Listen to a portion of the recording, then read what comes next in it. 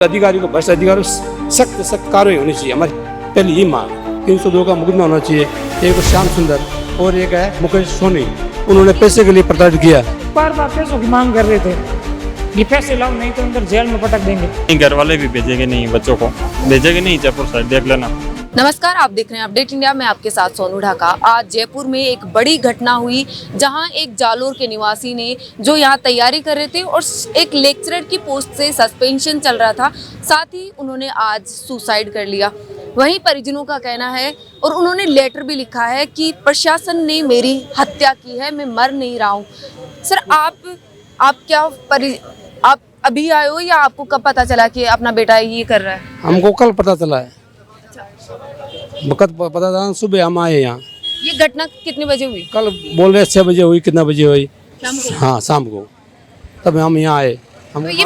तो जैसे आपके बेटे ने लिखा है कि प्रशासन ने हत्या की है, तो किस तरह से क्या था ये? प्रशासन ने हत्या की है। 2 अधिकारी है, उसके अंदर 302 का मुकदमा होना चाहिए। एक तो श्याम सुंदर और एक है मुकेश सोनी, उनके ऊपर उन्होंने पैसे के लिए प्रताड़ित किया। ये लेक्चरर पोस्ट पर थे और बहुत इंटेलिजेंट है। उसने एक बुक भी लिखी है, आज वो पब्लिसिटी होने वाली है। और PhD कर रहा था दिल्ली से। ऐसे इंटेलिजेंट आदमी को ऐसे रोज रोज प्रताड़ित करे पैसे के लिए, और किसी के लिए कर रहे हैं? तो जो ये जो कमाने वाला एक दूसरा भाई है, वो अनपढ़ है बेचारा, क्या दाढ़ी का काम करेगा। और माता पिता बुजुर्ग है, तो कमाने वाला कौन है? बच्चे छोटे हैं।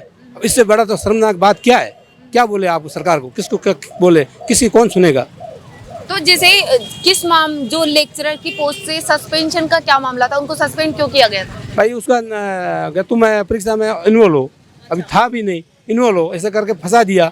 अभी कोर्ट में चल रहा है, आरोप हुआ नहीं है। कोर्ट में केस तो किसी का भी चल जाता है। आप अभी FIR दर्ज करो, हमारे भी चल जाता है। वो सिद्ध होता है, कोर्ट सिद्ध करता है, तभी होता है ना कि भाई ये सिद्ध है। उनको एक तो सरकारी नौकरी मिलनी चाहिए, एक उनका अनुदान है जो भी है बकाया मिलना चाहिए, एक उन परिवार को अनुकंपा नौकरी मिलनी चाहिए। और सरकार जो भी, और उन अधिकारी को भ्रष्ट अधिकारियों सख्त सख्त कार्रवाई होनी चाहिए। हमारी पहली ये मांग है। और ऐसे बच्चे हैं ना, हजारों बच्चे हैं ना, ऐसे प्रदर्शित हो रहे हैं। कितना पैसा लगा के पढ़ाई करना पड़ता है, पढ़ाई करने कितना पैसा खर्च होता है।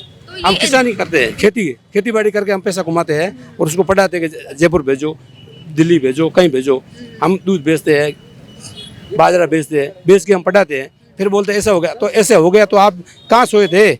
पेपर भी आप नहीं निकाला, कोई उसने निकाला नहीं है, किसने निकाला है? तो इसकी सरकार जांच क्यों नहीं कर रही? इसका होना चाहिए, जैसे न्याय मिलना चाहिए। कुछ भी हो, उसको मनोहर जी को न्याय मिलना चाहिए। उनके बच्चे कितने हैं? जांच होनी चाहिए बड़ी बड़े अधिकारी से।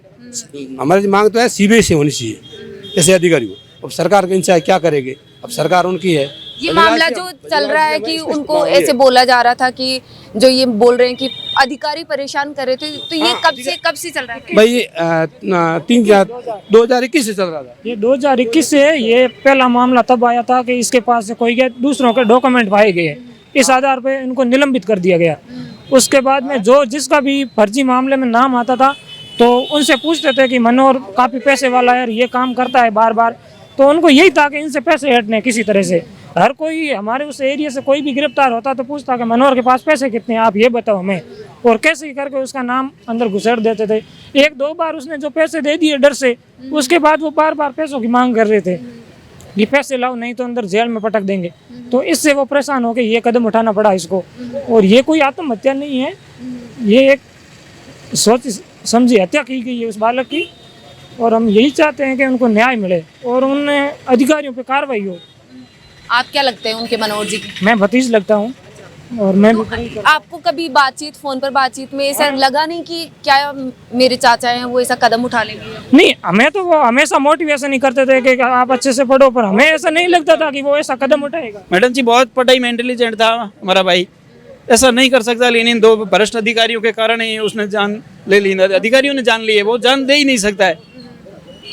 तो अभी सरकार से आप क्या चाहेंगे? प्रशासन से ये चाहते हैं कि उस परिवार के अनुपम एक परिवार को में एक सदस्य को नौकरी ली जाए। बाकी जो इनका जो जितना भी जो है पेमेंट वो इनके अकाउंट में डाले।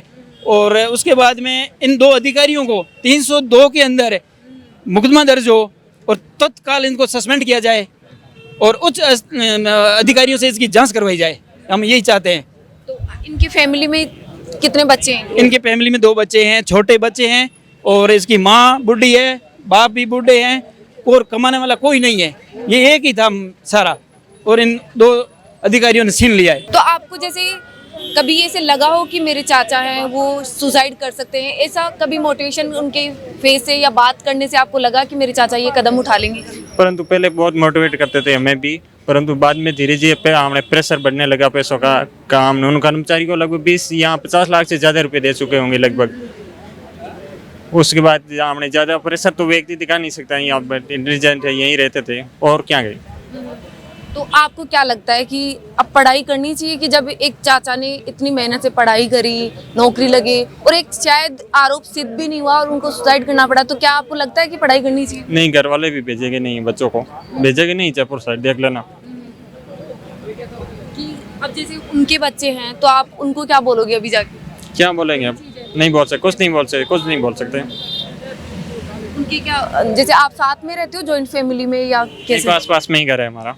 सर आप जैसे उनसे बात करते होंगे तो कैसे, क्या माहौल था, और जो लेटर लिखा उन्होंने वो आपके पास कब आया? लेटर तो देखो अब सोशल मीडिया पर पूरा फैल गया था, सभी को पता चल गया कि उन्होंने सुसाइड नोट लेकर के सुसाइड कर लिया। जैसे कि हमारे लिए मनोहर आइडल थे, हम उन वो भी काम हमें जब भी हमसे मिलते तो कहते अच्छे पढ़ना, लेकिन कभी भी आत्महत्या नहीं करनी चाहिए। कुछ भी हो जाए, चाहे पैसों की कमी हो जाए, कुछ भी हो जाए, लेकिन आत्महत्या नहीं करनी चाहिए, क्योंकि हम अपने परिवार के स्तंभ हैं और यदि स्तंभ भी टूट जाएगा तो परिवार की क्या हालत हो जाएगी। और आज उन्होंने सुसाइड कर दिया केवल 2 अधिकारियों की वजह से, एसओजी की भ्रष्ट नीति की वजह से उन्होंने आज अपना संसार है वो जीवन लीला है वो समाप्त कर दी।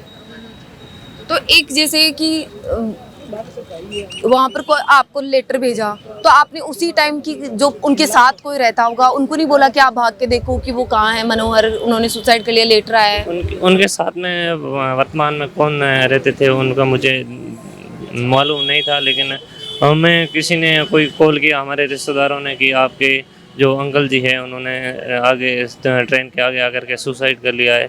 तब हमें भी बहुत ही अच्छा नहीं लगा, इसलिए हमने अपने भाइयों को बात की और घर से रवाना होकर के यहाँ जयपुर आ गए। हम यहाँ से, हमारा घर करीबन 500-550 किलोमीटर दूर है और हम फिर यहाँ आए। हमने बताया कि जो जालोर निवासी थे और लेक्चरर की पोस्ट पर थे, लेकिन किसी आरोप में, किसी एग्जाम में शायद इन्वॉल्वमेंट का था आरोप और वो लगातार मतलब सस्पेंड चल रहा था 4 साल से। लेकिन परिवार कह रहा है कि एसओजी के कुछ अधिकारी हैं जो लगातार उनसे पैसे ऐंठ रहे थे। उनका आरोप है कि वो लगातार ये बोलते थे कि हम आपका नाम हटा देंगे तो आप पैसे दो कि बहुत सारे जो कर्ज है वो उन्होंने ले लिया और लगातार जो ये कार्रवाई हुई और जो आरोप सिद्ध नहीं हुआ, फिर भी जो बदनामी हुई उनके परिवार में, रिश्तेदारों में, उसके तहत। और आज भी जो परिवार है वो ये बोल रहा है कि मेरे भाई या मेरे जो हमारे परिजन हैं उन्होंने आत्महत्या नहीं की, उनकी हत्या की गई है प्रशासन के द्वारा। तो ऐसे जो वही परिवार ये भी बोल रहा है कि जो अब हमारे पर क्या है कि जब हमारे परिजन ने आत्महत्या कर ली, नौकरी लग के आत्महत्या कर ली, तो हमारे घर वाले हमें पढ़ने नहीं भेजेंगे। हमारी पढ़ाई पर भी सवाल उठता है कि जब चाचा ने सुसाइड कर लिया तो हमें भी नहीं भेजेंगे। ये एक निराशाजनक चीज़ है प्रशासन के लिए भी कि प्रशासन पर आरोप लग रहा है कि जो प्रशासन के जो अधिकारी हैं वो उनसे जो लगातार परेशान कर रहे थे और पैसे की मांग कर रहे थे। ऐसी ही लगातार खबरों के लिए बने रहिए अपडेट इंडिया पर। मेरे सहयोगी जावेद के साथ मैं सोनू ढाका, जयपुर।